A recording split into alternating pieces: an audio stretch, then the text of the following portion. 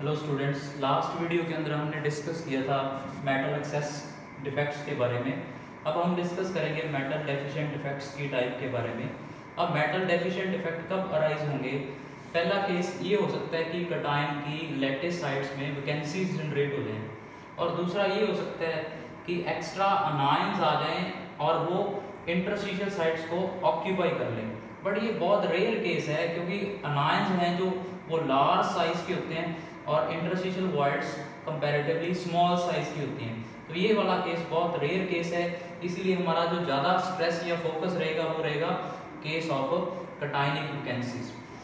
तो सबसे first point है कि ऐसे क्रिस्टल सिस्टम जिनके अंदर जो मेटल पार्ट है वो वेरिएबल ऑक्सीडेशन स्टेट शो कर सके, और वेरिएबल ऑक्सीडेशन स्टेट शो करने का जो प्रॉपर्टी है वो मोस्टली ट्रांजिशन मेटल्स के केस में देखा गया।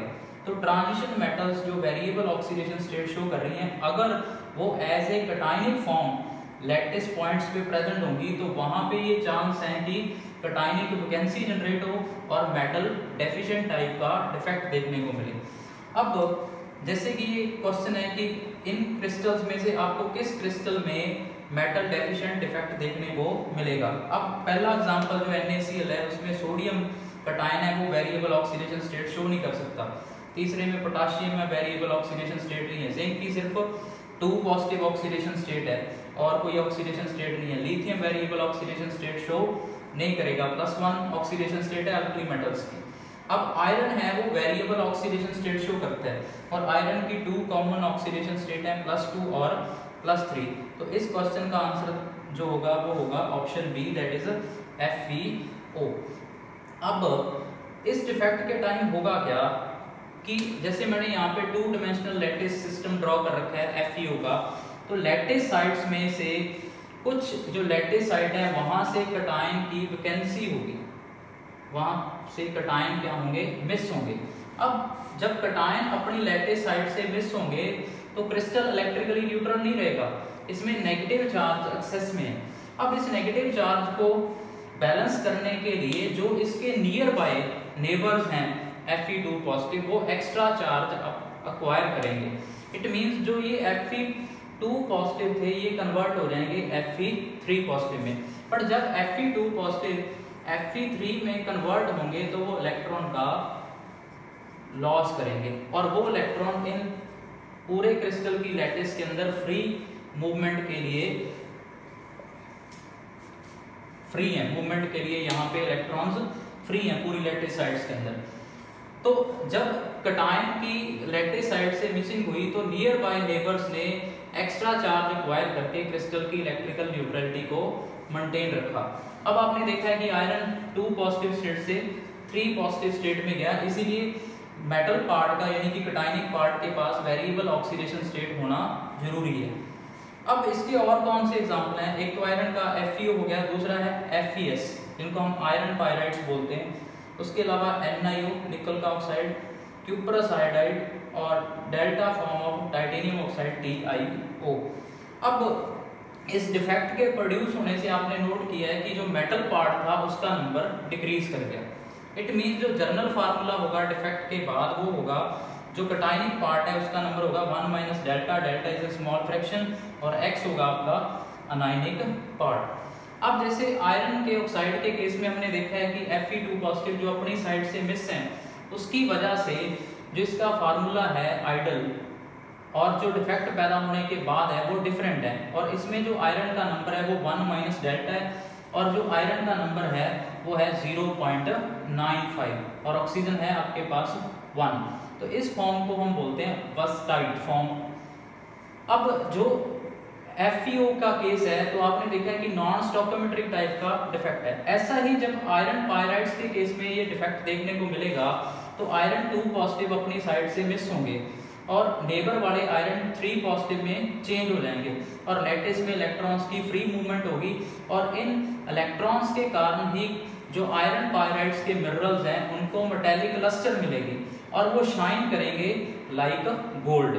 तो इस वजह से आयरन पायराइड्स को बोला जाता है फूल्स गोल्ड, और फूल्स गोल्ड जो का फिनोमेना जो अराइज हुआ है आयरन पायराइड्स में वो किस डिफेक्ट की वजह से अराइज हुआ है? मेटल डेफिशिएंट डिफेक्ट की वजह से। अब जो यहाँ पे आपके पास होल्स क्रिएट हो रही हैं, अब इन होल्स के कारण ही इन क्रिस्टल सिस्टम में कुछ एक्सटेंट तक इलेक्ट्रिकल कंडक्टिविटी आएगी। तो हमने लास्ट केसेस देखे थे मेटल डेफिशिएंट एक्सेस के केस में, जो इलेक्ट्रिकल कंडक्टिविटी थी उसका नेचर एन टाइप के सेमीकंडक्टर जैसा था, जबकि इसमें होल्स मेजॉरिटी कैरियर होंगे तो इलेक्ट्रिकल कंडक्टिविटी का नेचर पी टाइप के सेमीकंडक्टर जैसा होगा। अब दूसरा यहाँ पे आपसे एक क्वेश्चन पूछा जा सकता है कि अगर आयरन ऑक्साइड का एक सैंपल है जिसकी कंपोजिशन आयरन की जो है वो 0.93 है और ऑक्सीजन 1 है, तो आपने इसमें percentage of Fe2 positive and Fe3 positive क्या करना है, कैलकुलेट करना है। अब सबसे फर्स्ट पॉइंट क्या है इसमें कि जो Fe2 पॉजिटिव का अगर किसी भी लैटिस साइड से मिसिंग होता है तो उस मिसिंग से लैटिस साइड में जो Fe2 पॉजिटिव दो नियर बाय हैं वो Fe3 पॉजिटिव में चेंज हो रहे हैं। इट मींस अगर Fe2 पॉजिटिव एक लैटिस साइड से मिस हो रहा है, इस वजह से वहां पे लैटिस साइड में दो Fe3 पॉजिटिव क्या हो रहे हैं, प्रोड्यूस हो रहे हैं। इट मींस अगर आपके जो सैंपल है उसकी कंपोजिशन ये वाला है 0.93, इट मींस अगर हम 100 में से देखें तो 7 जो आपके पास आयरन है, अगर आइडल फार्मूला से देखें तो वो क्या है, मिस है। तो अगर आप नॉर्मली देखोगे अगर 7 आयरन मिस हो रहे हैं, इट मींस पूरी लैटिस साइड में जो है वो 14 Fe3 पॉजिटिव क्या हो गए, जनरेट हो गए। It means out of 93 iron atoms, out of 93 iron atom जो 14 होंगे वो Fe3 पॉजिटिव होंगे, और जो बाकी आपके पास 93 में से 14 अगर सब्ट्रैक्ट करोगे तो वो आपके पास आएगा 79, वो होंगे Fe2 पॉजिटिव। तो इस वे से हम इसकी परसेंटेज को कैलकुलेट कर सकते हैं। दूसरा मेथड क्या है कि आपके पास लेटर Fe3 पॉजिटिव का नंबर है जो वो x है, तो नेचुरली जो आपके पास Fe2 पॉजिटिव हैं तो उनका नंबर होगा 93 माइनस x, क्योंकि टोटल नंबर ऑफ आयरन जो स्पीसीज हैं वो 93 हैं। तो अब अगर हम इलेक्ट्रिकल न्यूट्रलिटी को कंसेप्ट को अप्लाई करें तो इनका जो चार्ज होगा वो होगा आपके पास 3 टाइम्स ऑफ x, और जो इनका चार्ज होगा वो 2 टाइम्स ऑफ 93 माइनस x, और ये सारा चार्ज किसके इक्वल होगा, ऑक्साइड आयन के। तो हमने 100 मान के ये कैलकुलेशन की है, तो 100 ऑक्साइड आयन का चार्ज होगा 200, तो ये आपके पास आ गया 3x plus 186 minus 2x is equal to 200। तो आपके पास x की वैल्यू क्या आई है, 14, जैसा कि हमने पहले देखा था।